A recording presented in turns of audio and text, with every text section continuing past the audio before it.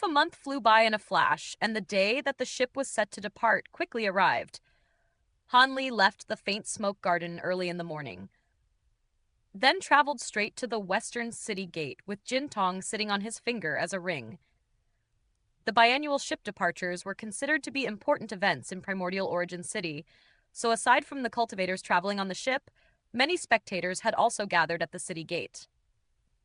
By the time Han Li arrived, he discovered that there were already hundreds of cultivators that were lined up at the entrance of the Black Hall on the inside of the city wall, holding their ship tickets for examination. Upon joining the line, Han Li briefly scoured through the surrounding crowd to find that only a small number of them were the Phasma Forta, true immortals, while the vast majority of them were Grand Ascension cultivators. This wasn't all that surprising to him. After all, past experience had already shown that the chances of survival for cultivators below the Grand Ascension stage entering the primordial land were simply far too low, even when it came to the already charted areas. However, even for Grand Ascension cultivators traveling through the same charted areas, their chances of survival also weren't very high.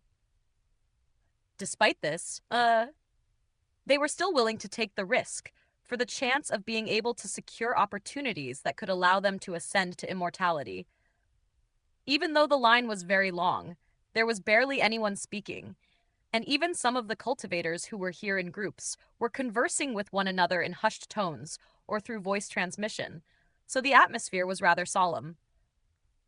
A few minutes later, the sun finally rose over the city wall, and the first ray of sunlight shone down upon the foot of the city wall, while the toll of a bell rang out from above.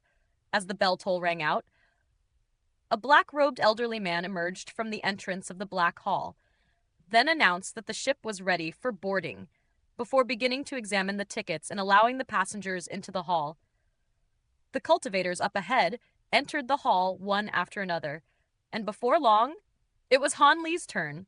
As he offered up his black spirit talisman, the black-robed elderly man flipped a hand over to produce a white jade badge, which he pressed against the talisman, and the latter instantly turned into a wisp of black smoke that seeped into the white jade badge.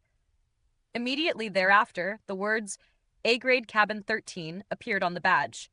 Han Li accepted the badge from the black-robed elderly man, upon which he discovered that there were many tiny characters engraved onto its back. As he made his way into the hall, he flipped the badge over to see what was inscribed on the back. And at the top of the badge was inscribed the word rules, and the rules of the ship were laid out down below. The first rule was that fighting was strictly prohibited on the ship, regardless of what purpose it was for, and breaking this rule was punishable by death. The second rule was that no one was allowed to leave the ship for any reason, and this transgression was also punishable by death. Overall, there were 17 rules in total, and death was the consequence for breaking most of them. Upon entering the hall, Han Li caught sight of a stone staircase at the back of the hall that led up toward the top of the city wall, and there were currently many people making their way up the staircase. Han Li did the same, and it didn't take long before arrived at the top of the majestic city wall. The city wall appeared even wider than it from down below, so wide that 100 people could easily walk along it side by side. The giant slabs of black stone that were used to pave the city wall were riddled with marks that had been left behind by the passage of time, and at the moment, there were dozens of giant yellow lushuans hovering above the city wall. These lushuans had bulging centers and tapered tips, and there weren't any fancy decorations on them. However, they had been completely encased in some type of special metallic material that was riddled with strange runes, giving them a rough and antiquated appearance. Furthermore, almost all of the ships were riddled with gashes that varied in depth and severity, with some that barely scratched the surface, as well as some that tore through the layer of metal casing and even cut deep into the exposed dragon bone down below. Groups of black-robed cultivators holding disc treasures in their hands were gathered around the ships, using some type of special secret technique to repair them. From Han Li's observation, he could see that the most common types of damage displayed on the ships were long and thin gashes and giant conical holes, seemingly having been inflicted by one or two types of primordial beasts. Right at this moment, a purple figure caught up to him from behind, then began to walk alongside him as they introduced. That's the handiwork of sandthorn snakes and man-faced scorpions. One possesses tails as sharp as blades, while the other possesses spike-like pincers. They're the two most common types of demon beasts in the Sea of Sand, and their offensive prowess is rather ordinary, but they're very abundant in numbers. Hanli's brows furrowed ever so slightly as he greeted, "Welcome, fellow Taoist Shi." The purple-robed figure was none other than Shi Chuankong, who Hanli had previously encountered in the arena. "It's good to see you here, fellow Taoist Li. I've already been waiting for over 3 months in Primordial Origin City to take this ship. If I had to wait any longer, I would have died of boredom." Shi Chuankong chuckled. "I don't think you would have been bored with all of the arenas in the city," Hanli said with a smile. "I was only doing a little bit of gambling to pass the time," Shi Chuankong replied with a slightly embarrassed expression. "By the way, where's the little girl who was with you last time?" Before Hanli had a chance to reply, a gust of black wind suddenly blew onto the scene from a beacon tower to the north, and a middle-aged man wearing an embroidered black robe emerged. The black-robed man had a golden badge hanging from his waist, upon which were inscribed the words, "Primordial Origin City," clearly indicating that he was from the City Lord's Manor.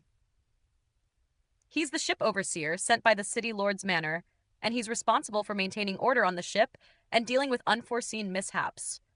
In the past, this duty was occasionally assigned to several late true immortal cultivators, but ever since the incident from 8 years ago, it's been solely golden immortals who have been assigned with this task, Shi Chuankong explained. "It's time to board the ship," Shi Chuankong continued, as he took a subtle glance at the golden ring on Hanli's finger. As soon as his voice trailed off, the early golden immortal stage ship overseer descended onto a nearby ship, and shortly thereafter, what appeared to be an administrator emerged from the ship before commencing the boarding process.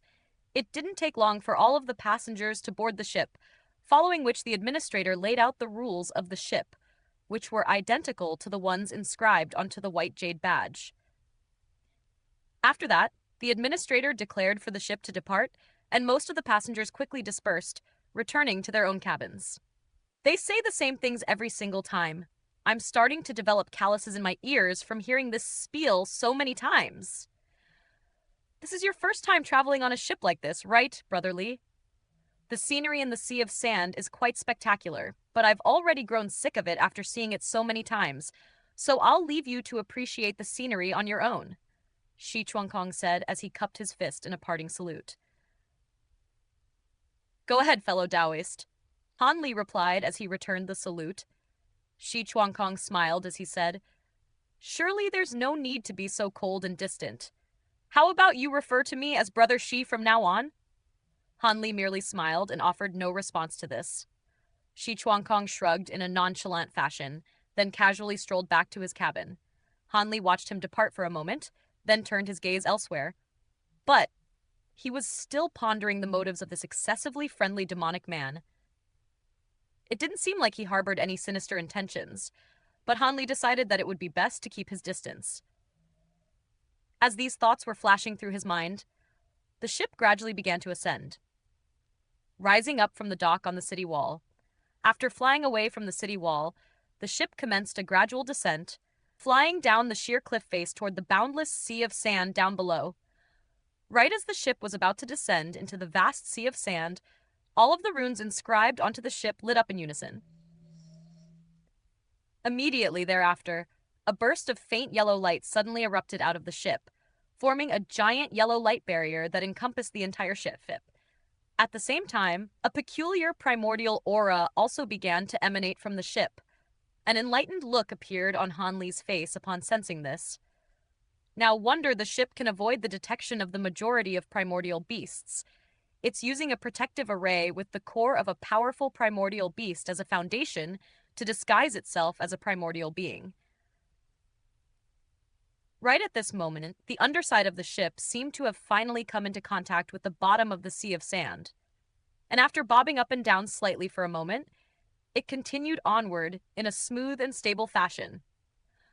Hanli made his way over to the railing of the ship, then looked down to find that the layer of metal that the ship was encased in seemed to possess a special type of magnetism that repelled the sea of sand, allowing the ship to hover just above the sea of sand as it glided along.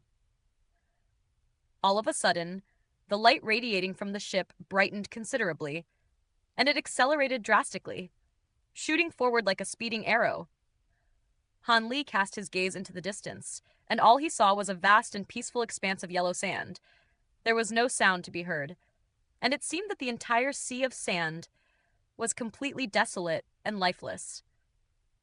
One of the rules on the Jade Badge was that cultivators weren't permitted to release their spiritual sense to examine the sea of sand in case they alerted some particularly sensitive primordial beasts. And the administrator had also emphasized the importance of abiding by this rule. Han Li didn't want to cause any unnecessary trouble, so he was happy to follow the rule.